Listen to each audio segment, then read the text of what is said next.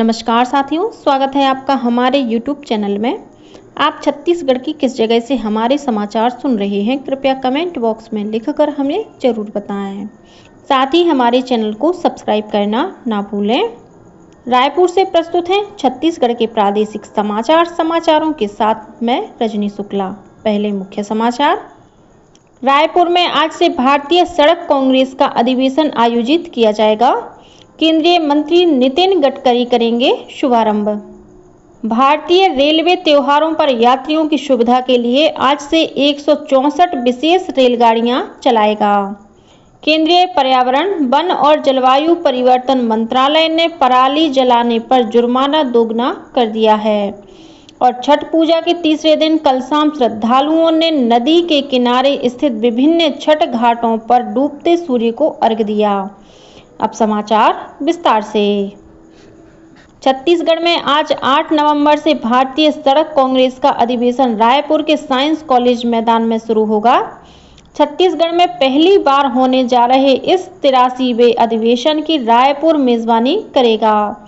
इस अधिवेशन का शुभारंभ केंद्रीय परिवहन मंत्री नितिन गडकरी आज शाम 4:30 बजे करेंगे। कार्यक्रम की अध्यक्षता मुख्यमंत्री विष्णुदेव साय करेंगे।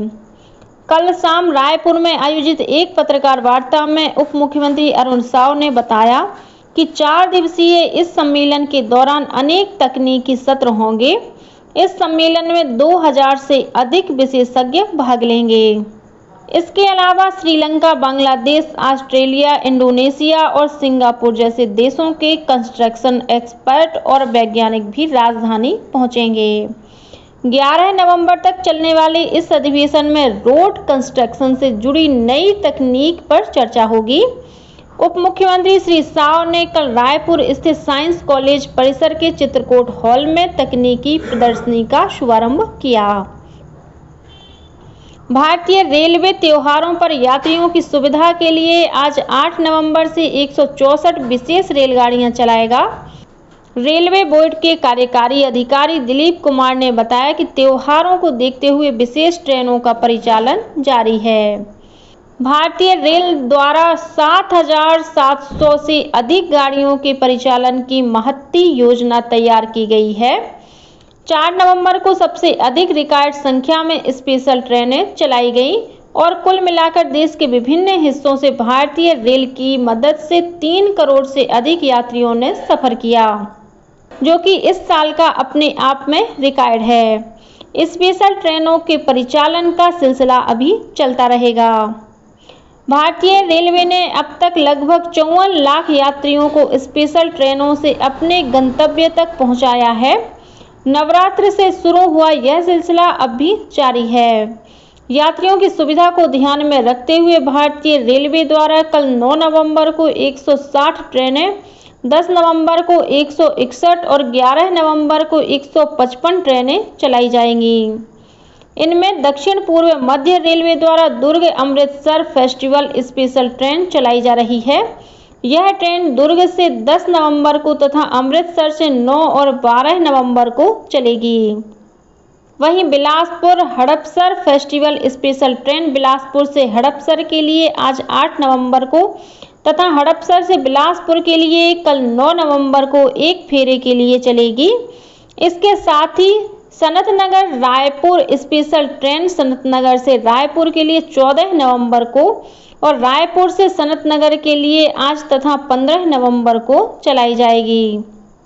इसके साथ ही रेलवे ने स्टेशनों पर यात्रियों की सुविधा के लिए विशेष प्रबंध किए हैं, जिनमें कतारबद्ध तरीके से ट्रेन में प्रवेश की व्यवस्था के साथ ही भीड़ प्रबंधन के लिए अतिरिक्त कर्मचारी और रेलवे सुरक्षा बल के जवान तैनात किए गए हैं। केंद्रीय पर्यावरण, वन और जलवायु परिवर्तन मंत्रालय ने पराली जलाने पर जुर्माना दोगुना कर दिया है। नए नियमों के तहत 2 एकड़ से कम जमीन वाले किसानों को अब 5,000 रुपये जुर्माना देना होगा, जो पहले 2,500 रुपये था। 2 से 5 एकड़ जमीन वाले किसानों को 10,000 रुपये पर्यावरण क्षतिपूर्ति देनी होगी। जिन किसानों के पास 5 एकड़ से अधिक जमीन है, उन्हें 30,000 रुपये पर्यावरण क्षतिपूर्ति देनी होगी। छत्तीसगढ़ के स्थापना दिवस के अवसर पर नवा रायपुर में आयोजित 3 दिवसीय राज्योत्सव के समापन कार्यक्रम में उपराष्ट्रपति जगदीप धनखड़ शामिल हुए। कार्यक्रम को संबोधित करते हुए श्री धनखड़ ने कहा कि राज्य हित को राष्ट्रीय दृष्टिकोण से देखना चाहिए। उन्होंने कहा कि छत्तीसगढ़ देश के लिए एक मिसाल है, यहाँ विकास के नए कीर्तिमान बन रहे हैं। उपराष्ट्रपति ने कहा, विकसित भारत के निर्माण के लिए सबकी भागीदारी की जरूरत है। इसमें छत्तीसगढ़ का योगदान बढ़ चढ़कर होगा। वहीं राज्यपाल रमेन डेका ने कहा कि छत्तीसगढ़ में बेहतर काम हो रहा है।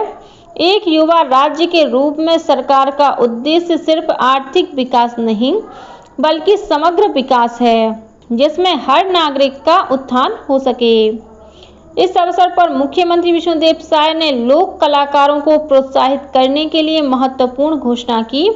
उन्होंने ए श्रेणी के कलाकारों की अधिकतम कार्यक्रम स्वीकृति सीमा को 10 से बढ़ाकर 20 और बी श्रेणी के कलाकारों की अधिकतम सीमा 12 को बढ़ाकर 24 करने का ऐलान किया।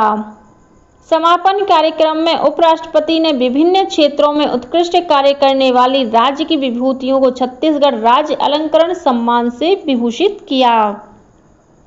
भगवान बिरसा मुंडा की जयंती के अवसर पर 14 और 15 नवंबर को जनजातीय गौरव दिवस का राज्य स्तरीय आयोजन रायपुर के साइंस कॉलेज मैदान में होगा।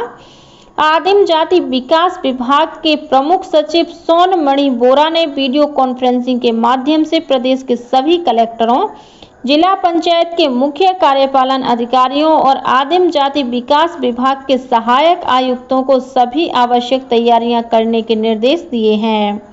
श्री बोरा ने बताया कि कार्यक्रम की थीम सामाजिक आर्थिक विकास, आजीविका और उद्यमिता, कला संस्कृति तथा धरोहर, शिक्षा और कौशल विकास, स्वास्थ्य तथा जीवन शैली है। इस कार्यक्रम का मुख्य उद्देश्य आदिवासियों के हितों का संरक्षण और संवर्धन करना है। इसमें राज्य के 17 विभाग और 25 योजनाओं को शामिल किया गया है। भारतीय जनता पार्टी के वरिष्ठ नेता और पूर्व राज्यसभा सदस्य गोपाल व्यास का कल सुबह निधन हो गया। वे 91 वर्ष के थे। श्री व्यास 2006 से लेकर 2012 तक छत्तीसगढ़ से राज्यसभा सांसद रहे। 13 फरवरी 2019 को वे राज्यसभा से सेवानिवृत्त हुए। श्री व्यास राष्ट्रीय स्वयंसेवक संघ (आरएसएस) के वरिष्ठ कार्यकर्ता भी रहे।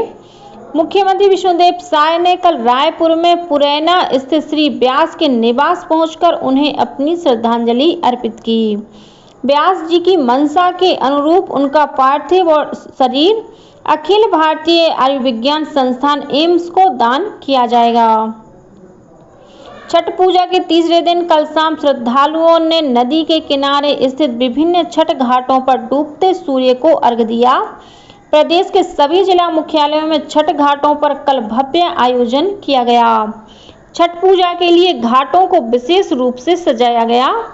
छठ घाटों पर सांस्कृतिक कार्यक्रमों का भी आयोजन किया गया। 4 दिन के इस पर्व का समापन आज सुबह उगते सूर्य को अर्घ्य देने के साथ होगा।